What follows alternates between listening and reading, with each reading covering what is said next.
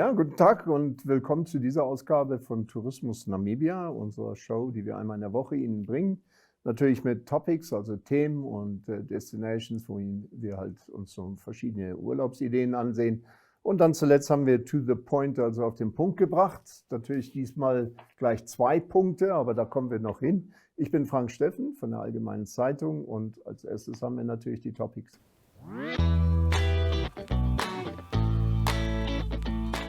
Ja, Topics, Themen der Woche. Also wir haben da, Namibia erhält den Zuschlag, also ein sehr interessantes Thema.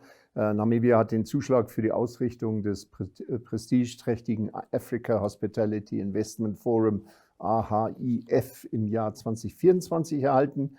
Das Investitionsforum, das als die wichtigste Investitionskonferenz im Gastgewerbe in ganz Afrika gilt, spielt eine entscheidende Rolle bei der Förderung von Investitionen in Tourismusprojekte, Infrastruktur und natürlich die Entwicklung des Gastgewerbes auf dem ganzen Kontinent. Es versammelt internationale Hotelinvestoren auf höchstem Niveau und ist damit die einflussreichste Konferenz ihrer Art in Afrika.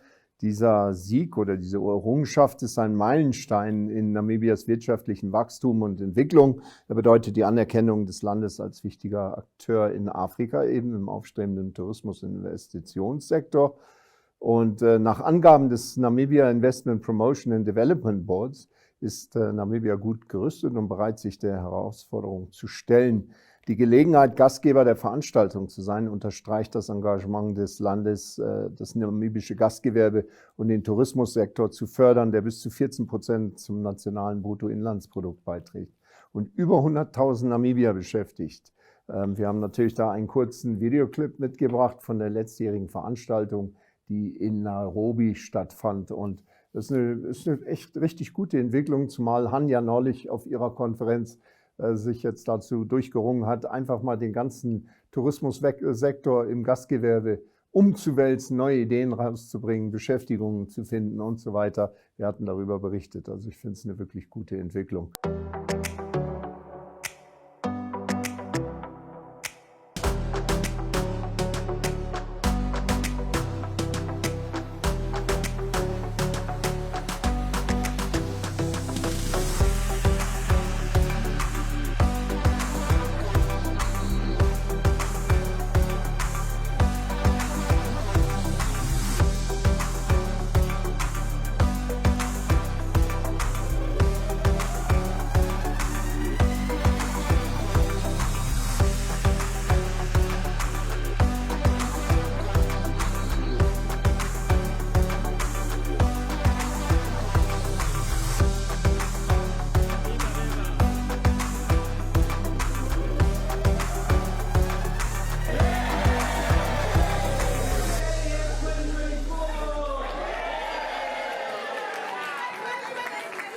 Ja, und dann haben wir die Versicherung von Mensch-Tier-Konflikten. Das ist ein ganz neues Prinzip, NASRIA.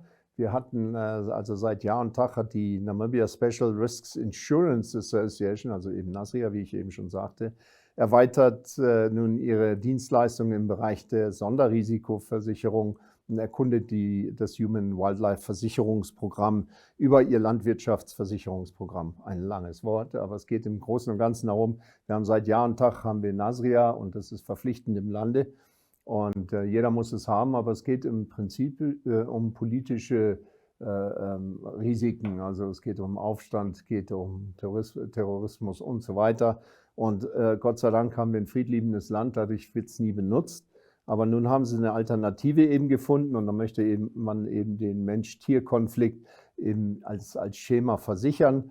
Das ist dann eben ein spezielles Versicherungsprodukt und so kann wahrscheinlich das Geld dann endlich mal besser angewendet werden, denn im Moment sind das regelrecht Milliarden, die da liegen, die kein Mensch gebraucht. Und auf diese Art können wir eben die Risiken von Mensch-Tier-Konflikten, die die Regierung immer tragen muss, können wir eben übertragen. Ja, und ja, die Koexistenz zwischen Mensch und Tier durch einen angemessenen finanziellen Ausgleich wäre doch eigentlich eine gute Sache, würde ich mal sagen. Denn es ist ja wirklich so, dass die Farmer und Menschen da oben, die Kommunalgemeinschaften oben im Norden von Namibia, diese Risiken zu einem großen Teil tragen. Und ich finde es nicht mehr als richtig, dass wir da irgendwie einen besseren Zweck für diese Gelder finden. Denn es trifft sonst jedes Mal das Umweltministerium, also indirekt unser Steuergeld. Ja, so, und dann haben wir eben den Verkauf von Krokodilen. 40 Krokodile will man eben anbieten, international, im Rahmen einer Ausschreibung, die das namibische Umweltministerium eben ausrufen will. Und wiederum geht es auch da um die Minderung der Konflikte zwischen Mensch und Tier, denn bei den zu verkaufenden Krokodilen soll es sich handeln um ausgewachsene Tiere, nicht größer als 3 Meter. Seit 2019 hat das Ministerium eben Ausgleichszahlungen in Höhe von über 2,3 Millionen für durch Krokodile verursachte Schäden geleistet. Und darin enthalten sind 575.000 für 195 Fälle von Viehverlusten, 140.000 Namibia-Dollar für 14 Fälle von Verletzungen von Menschen und über 1,6 Millionen für verlorene Menschenleben. Und die nordöstlichen Regionen Kavango und also West- und Ost-Kavango sowie Sambesi sind eben weiterhin von Krokodilangriffen auf Menschen und ihr Vieh betroffen. Nach Angaben von Wildlife Credits leben schätzungsweise 11.000 Krokodile in den nordöstlichen Flüssen. Und ja, mit dem Verkauf von 40 Krokodilen sollen diese Vorfälle eben minimiert und die Auswirkungen von Krokodilen oder eben diesen Krokodil-Konflikten auf die Gemeinden soll eben vermindert werden. Ja, und das läuft alles im Rahmen einer Ausschreibung, die dann bis zum 17. Juli eben ausläuft. Schriftliche Angebote müssen dann halt beim Ministerium abgegeben werden und das übliche Ausschreibeverfahren eben in einem Kuvert hinterlegt und so weiter. Ja, und das sind dann schon unsere Topics für heute. Als nächstes haben wir dann unsere Destinations. Get real value for your money at WB. Grab 750-gram Ellis Brown Creamer for $41.99. Wake up to 250-gram Recoffee for just $39.99. Get 2-kilogram Real Good Mixed Chicken for $86.99. Stock up with 500-gram Bacomo Cornflakes for $32.99. And grab 1-liter Clover New Mel for just $17.99. Now that's real value at WB. We care.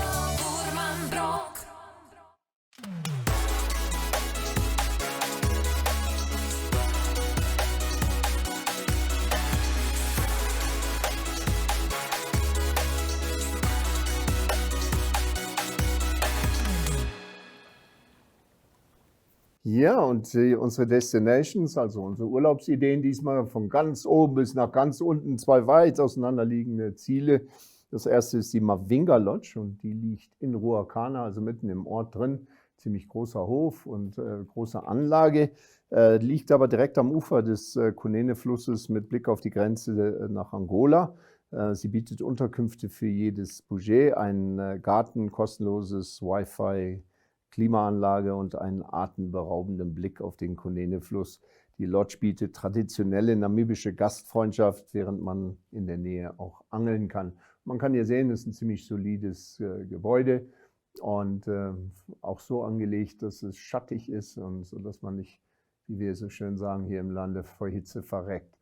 Denn das ist oben im Ruacana, ist das schon wichtig, denn da oben, selbst im Juni, ist es eigentlich relativ warm, also ist nicht verkehrt. Und unser Kollege Enzo war da oben, hat sich das angeguckt.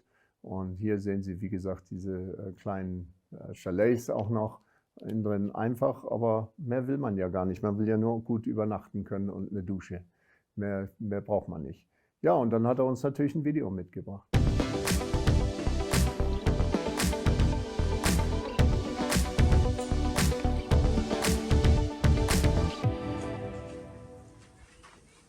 My name is Franz Ilonga, well-known energy. I'm an employee at Mavinga Lodge and Campsite. We are located outside of Ruacana in the way to Kunene River. We currently have 4 employees and 2 trainees who are doing their attachment with us in Mavinga Lodge. And we have a bar, a restaurant, and a kitchen, and also a conference hall. And in total we have 18 rooms, different types of rooms, single room, double room. And when you came here, We expect to see the beautiful view of the Kunene River Lodge because it's just nearby. Since COVID-19 came, our industry was very negatively affected. We are no more receiving guests.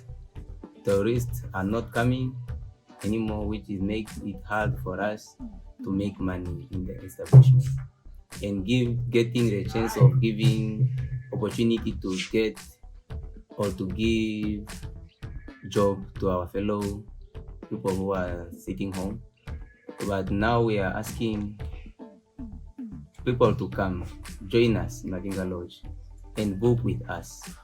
Contact our lodge to the following contact: 081 40 41 954, 081 40 41 954, Elizabeth.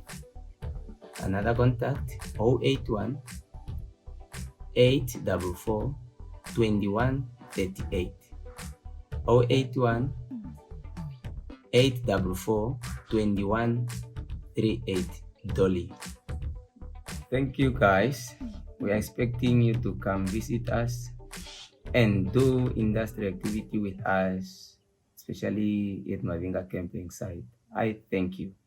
Ja, und das ist die Mavinga Lodge. Und dann haben wir als nächstes, wenden wir uns dem Duwisib-Schloss zu. Das ist natürlich weit unten im Süden, am Naukluft-Park noch vorbei, auf dem Weg runter nach Helmringhausen. Und da hat man das, wie gesagt, das alte Schloss. Und dann ist dann natürlich inzwischen auch die Gästefarm mit dabei. Und ja, das ist eines der historischsten Anwesen der Namibian Wildlife Resorts, also NWR. Wir sehen hier, das hat ja wirklich eine interessante Geschichte, dieses Schloss, und liegt eben im Südosten von, eigentlich ist das verkehrt ausgedrückt, Südwesten von Namibia. Das ist der perfekte Zwischenstopp eigentlich zwischen dem Fischfluss Canyon und der Wüste Namibias. Das heißt also, wenn man vom Fischfluss hochfährt und querfeldein hoch Richtung Sossos fahren würde, dann wäre das hier wirklich das geeignete Stopp und bietet halt jede Menge Unterkünfte und Campingplätze, alles auf demselben Gelände. Wie Sie sehen, hier ist wirklich schön. Was schade ist, inzwischen musste man es wieder herrichten. Es war früher mal wirklich voll mit Antiquitäten. Leider nach der Unabhängigkeit oder während der Unabhängigkeit gab es dann verschiedene Leute, die haben was mitgehen lassen. Wer es nun war, das werden wir nie wissen, aber es ist halt schade, weil es eben drauf ging. Aber wir haben trotzdem ein Video für Sie mit dabei. Replete with history and romance, Duwisib Castle is the perfect stopover for visitors en route to the south of Namibia. It was built by the German army officer Baron von Wolf for his American bride Jaita in the early 1900s. Apart from being a gift of love, Duwisib was a dream turned into reality for the Baron, who had planned on breeding horses in this semi-desert environment. Okay, so these two was the owners of the castle house, Heinz von Wolf and Jaita von Wolf. The lady was American, and the guy was a German guy. So the lady is the one, he owns the money from his grandfather, and she was a millionaire already at that time, and she decides she wants a castle house in one of the African countries, but the guy was not very well known. Sadly, the Baron was killed during the First World War. His wife left for America, never to return, leaving the castle and all of its contents and dreams behind. Eminent architect Wilhelm Zander was commissioned to design the building, and construction began in 1908. It was hoped that the castle would bear a resemblance to some of the existing German forts in Namibia, including Schwerensberg, Zanderberg, Heinetzberg, and the Tintenpalast located in Windhoek. Red sandstone was obtained locally, but most materials like iron, wood, cement, and the lamps were imported from Germany, first by sea from the port of Lüderitz, then hauled 300 kilometers from the coast and 400 kilometers south of the capital in Windhoek on wagons drawn by 24 oxen through the Namib Desert. Artisans were hired from around Europe, including bricklayers from Italy and carpenters from Sweden and Ireland. The castle has a knight's hall, a gallery, dining rooms, and the private rooms of the von Wolfs with the original furniture. They collected furniture popular at the time. Without a doubt, guests loved the stunning paintings, copperplate engravings, photographs, and ornamental weapons on display. The state bought the property and the castle in 1978, and in 1991 the castle was renovated and declared a national monument. Some furnished rooms that comply with the former time can still be viewed, although sadly some other areas of the castle are in poor shape. The castle is currently managed by Namibia Wildlife Resorts, but is not open for overnight guests at the moment. However, adjacent to the castle is Duwisib Guest Farm, which is an ideal stopover on your way to Sossusvlei, Luderitz or the Fish River Canyon. Here you will find true Namibian hospitality and an atmosphere of friendly familiarity. This small family business consists of 8 guest rooms, 1 standalone bungalow and 5 campsites. The pool, situated close to the reception area, offers great views of the surrounding mountains and is also a great spot to enjoy a lovely sundowner.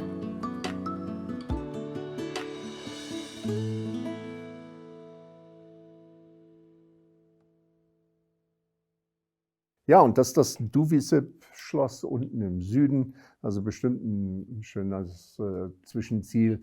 Und wenn man nicht übernachten will, kann man da wahrscheinlich auch nur schnell einmal anhalten, sich das angucken, frisches Bier trinken und dann gibt man sich wieder auf den Weg. Ja, als nächstes haben wir aber To the Point.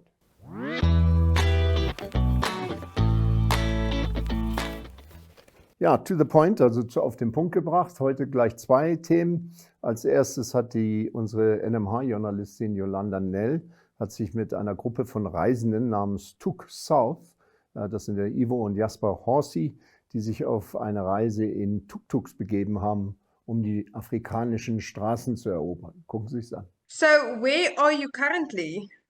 We're actually in Cape Town. Half of us. Oh, wow. Only one tuk-tuk has made it to Cape Town so far because Oh. one blew its cylinder head on the way. We had this festival that we were going to finish off the trip called Africa Burn in the Karoo Desert. And it turns out 23,000 kilometers is exactly how far you can push a tuk-tuk on Africa's worst roads before it decides to give up completely. So it's been in hospital for the last, month and a bit. Yeah, it's literally been having open heart surgery. It was completely destroyed. Oh, shame. But it started yesterday, which is good news. So soon both of them will be here, but we still haven't reached Cape Agulhas yet. And that was the mission. So quickly tell us what prompted you to do this, to travel the world, and then to do this in tuk-tuks? What prompted us to do it? Well, to be fair, this was a birth child of COVID.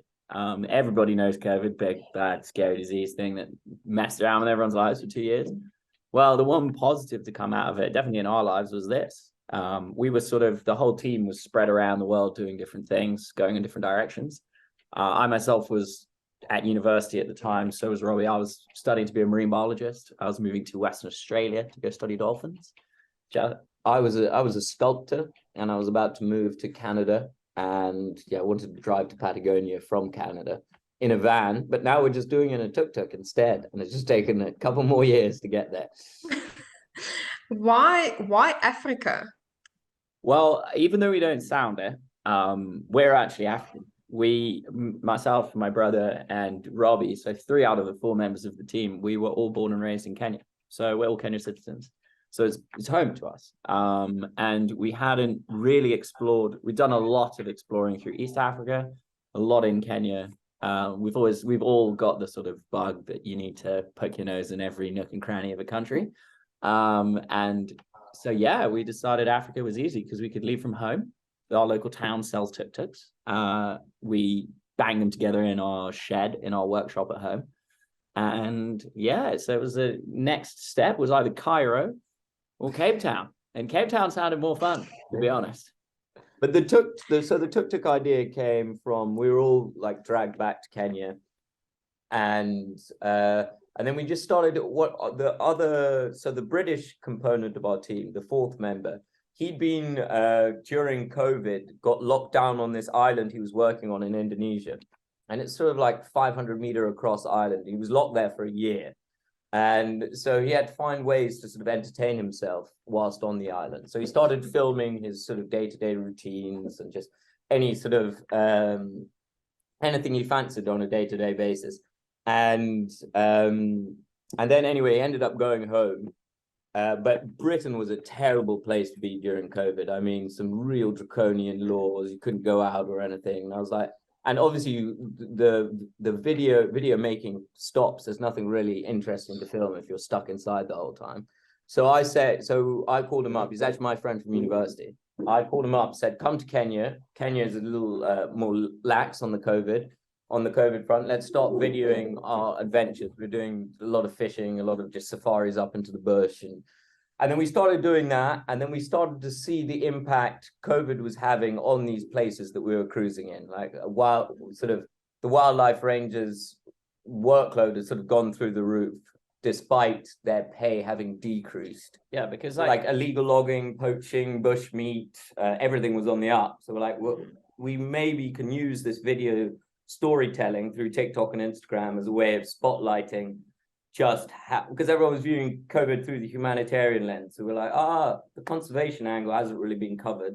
And it'd be quite cool to sort of spotlight the work of these rangers and what they're going through, but also raise money for them, choose the most ridiculous vehicle possible, and drive to Cape Town in it. And to be honest, the vehicle came about because we were starting to make that documentary on COVID and conservation, and we realized sort of that it was never going to be easy for us. I mean, it was right at the rise of woke politics, and we were 4 white dudes trying to make a documentary on Africa. We offer a variety of different landscapes, but what were some of your highlights? Spitz copy, definitely. Me, Skeleton Coast, far north Skeleton Coast, like up. We managed to get into a concession north of Merva Bay, and that was the most beautiful place in the world. It was mind-blowing, just mind-blowing. You could find just ships, aeroplanes, broken whales, just a tractor that's been melted by the wind, like lions up there. It was break your mind. I loved it. And I loved the fact that you could walk along the beach and you could pick up, like we as children, I think all children like picking up loot off the beach. And it's usually like a plastic toothbrush or something that's bobbed around in the ocean, but it's blue. And so therefore you like it and it's yours.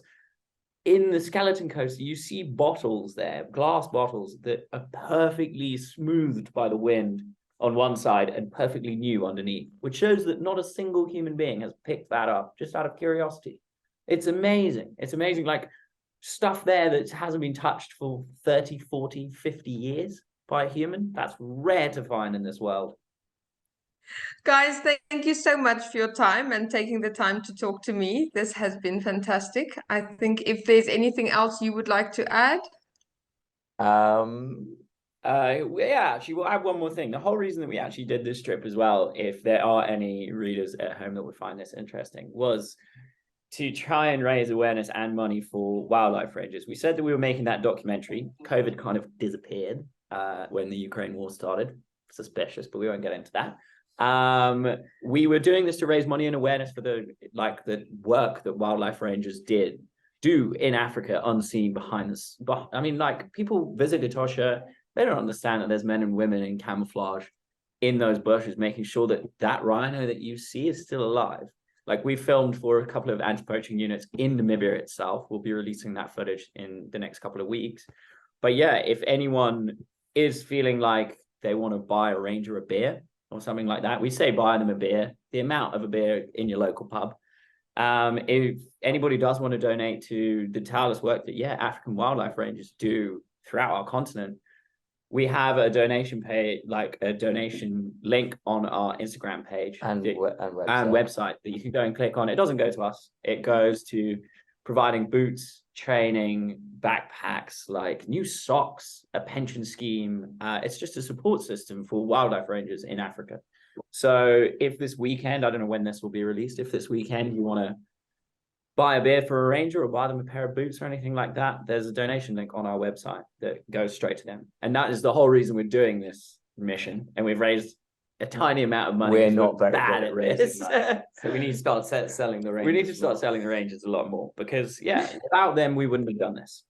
So we're eternally grateful. And also without them, the bush wouldn't be. The bush doesn't exist. The caliber of bush that we have experienced, especially in your country. Yeah, next time you see an elephant, next time you see a rhino, it's because of them. Really, it's because of them. So yeah, that would be our closing remark. Ja, Tuk-Tuk ist ja im Prinzip eine Autorikscha oder was immer. Tuk-Tuk ist halt das schönere Wort irgendwo.